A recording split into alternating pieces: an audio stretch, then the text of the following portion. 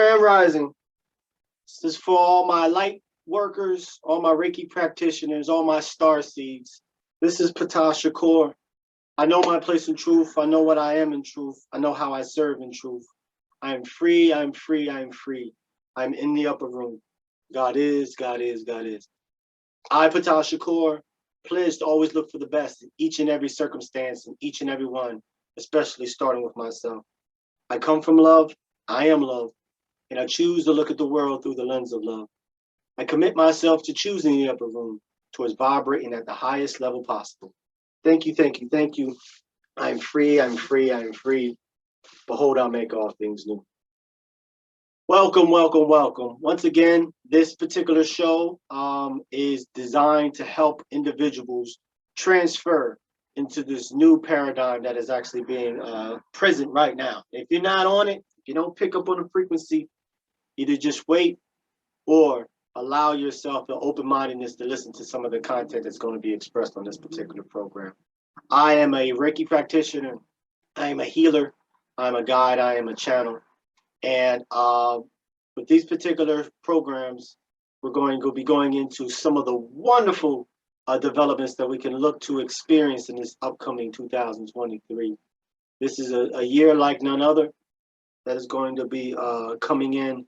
And so there's going to be a lot of situations, shall I say, that's going to be taking place around the world, locally, nationally. This is a universal shift. People talk about global warming and they notice the weather pattern changes and things of that nature, but what they won't, scientists won't share with you, which we'll get to some of the truths that the masses don't want you to know. However, what they won't share with you concerning the global warming is that each planet within this particular solar system is showing the same characteristics of what's going on this planet. So it's not human initiated as far as these changes. In fact, study the sun, study the sky very closely. What's taking place is that the sun is actually emanating more and more spiritual energy at this particular time, which in turn is causing each planet in the solar system to increase in its frequency as well. But the question is why?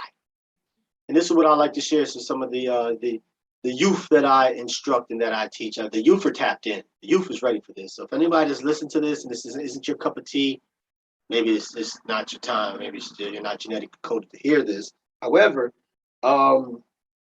this is the question that I pose. Those people don't know that the sun actually orbits a particular body. So that's some homework for you all to kind of research and find out what actually does the sun rotate around. Now, whatever that body is, that central sun is the one that's responsible for all these universal changes. This is a time that was spoken about in just about every religious writing that I personally read. And the Christians speak about the Messiah coming, Christ coming. The Muslims speak about the Mahdi, that's actually going to be coming, the Redeemer. That particular stories and ideas need to be understood, particularly dealing with Christ. We're just not too far removed from Christmas, Christ must. Which most individuals are on. Some individuals are on the frequency of being able to pick up that the Christ energy is here now. We're in the beginning stages of the crisis. So Christ is here. Every day is Christmas, if you think about it. So that Christ-like energy, that frequency of that universal truth that is causing us to ascend is definitely here present. This is the most exciting time to be alive. I have tremendous respect for anyone who is alive on this planet, regardless of what your race is, your ethnicity. The actual duality is an illusion. We are all one.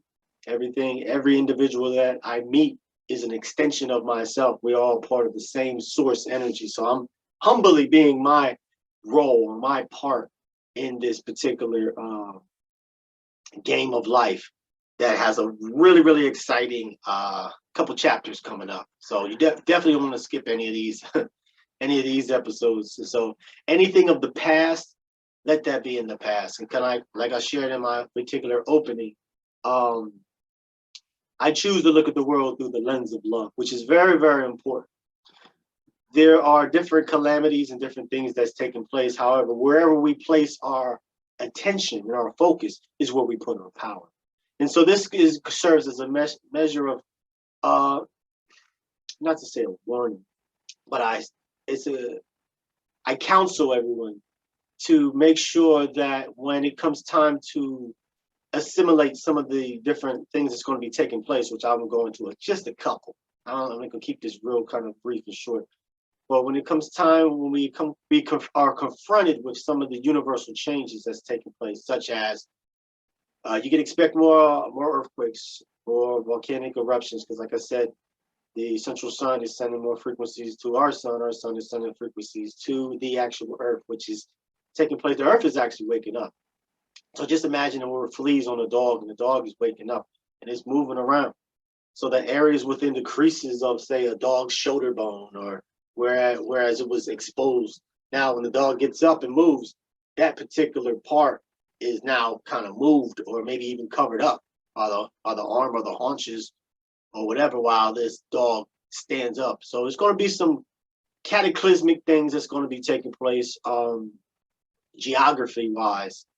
A lot of changes that's going to be taking place. But we just need to understand that in order to have new, we got to have death. Death at this particular time is something to be embraced. That is something that was really taught by our ancestors, that you can't have new while the old is still around. So what you see, particularly in America, where I am broadcasting from, is a dying systems. We see the educational system dying. We see the financial system dying.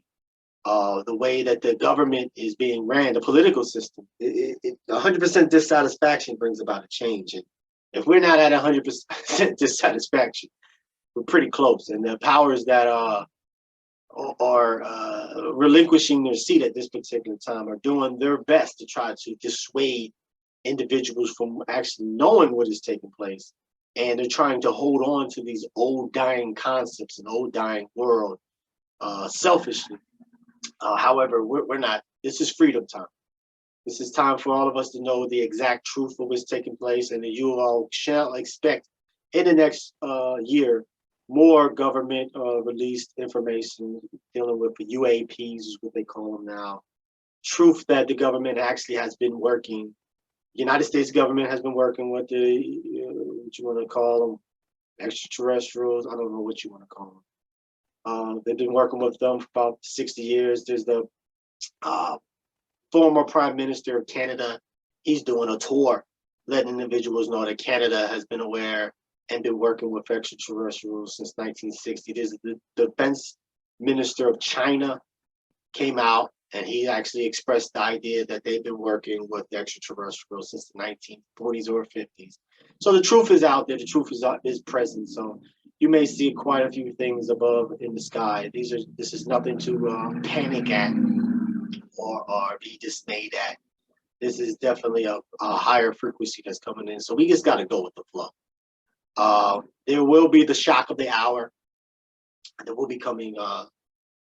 I can't put a timetable on it, but when you keep your eyes to the news and actually watch the news for what the news really is, you can see that the government and the movie industries are slowly starting to inundate the mass public with knowledge so that they won't have a negative type of outcome when the truth is finally revealed.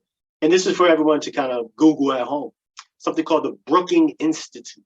I believe it was in 1962.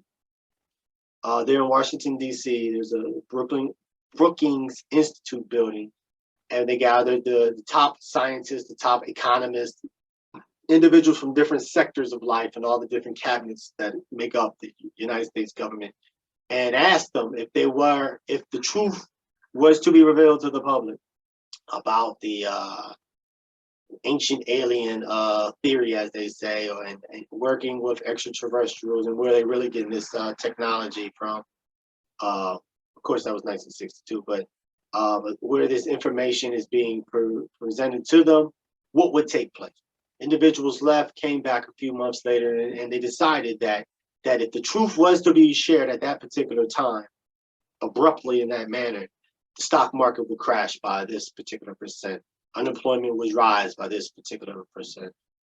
Fatalities and violent crimes would increase by a particular percent. So from that time, there has been a dramatic cover-up of truth. And I'm so fortunate that this is the time now where I've been aware of this information since, I'm gonna say, the 2000s or so. It's that on a previous recording, I've been a lifelong researcher. And by all means, if anyone has any questions or concerns about anything that I'm sharing, please just leave it in the comment. Oh, before I get into that, make sure you hit the like button, hit the notification, and subscribe, so we can take this journey all together. So feel free at any time I say anything that you want me to check me on, by all means do it. Don't believe anything that I say. Fact check everything that I'm sharing, because that's exactly what I've done throughout my life as a researcher. So just this title of this particular video is expectations for 2023. I mentioned one as far as this universal change is taking place with the planet. You're going to see more cataclysms, more volcanoes, and more things of that nature, which is then is going to cause individuals are going to have to leave. They're going to have to migrate. They're going to have to do certain things that, if you would look back into humanity's ancient past, we were a roaming society. We would go from one city and go to another. We would kind of migrate around. And I fully expect that will be taking place shortly.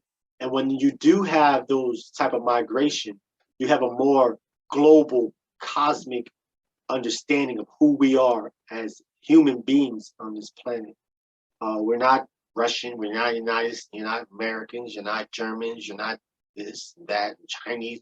We are humanity. We are a global community of citizens. And so it may take certain cataclysms to cause individuals to move into sectors that they are maybe not even wanted or appreciated, but however, we're going to have to work together as a humanity.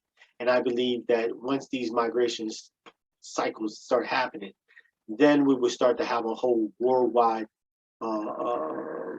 relationship with individuals, and perhaps some of this war and mindset, this dualistic mindset, will start to dissipate a little bit. Another thing to expect, UAPs, formerly called UFOs. People ask me, do I believe in extraterrestrials and UFOs? I said absolutely. The truth is out there. The footage, the incidents, the testimonies, the mathematics. There's actually a program called the Secrets of Skinwalker Ranch, which is an amazing documentary where they put the different scientists entering from a scientific mindset and actually coming up with these unexplainable things. So if you take that scientific research information, and then you also take some of the files that are being redacted and released from the United States government already came out and said it, footage of UAPs called Tic Tacs that go in the water, they can go in the air. And the true facts of it all is that humanity has never been alone on this planet. There's always been a, I guess you would say, alien faction taking place. You can go as far as back into the Bible, where it speaks about Adam and Eve. There was a snake. Snake came up and actually shared information with Eve, where she took a bite, so to speak, or she got involved in with the tree of knowledge, I believe. And so immediately she shared that information with her mate. And then they became self-aware. They became conscious of themselves, which previously they was in their nakedness. They had, it was absent of the ability to observe self. But because of that biting of the apple, she became aware and awoke. And that is the essence of who you are. There's 5 things that I like to kind of like hang my hat on. It's who is God? Who is devil? Who are we? What is the time and what must be done? Who are we? We are eternal souls. We're not a drop in the ocean. We're the ocean in a drop. All of the energy that we need and the mathematics that we need to manifest and to create this reality. We are doing it on a daily basis. That's another thing that the powers that be won't tell you. We are actually creating this particular third dimensional matrix. We have the power to do that. We do that. And so I speak to individuals that are struggling in life,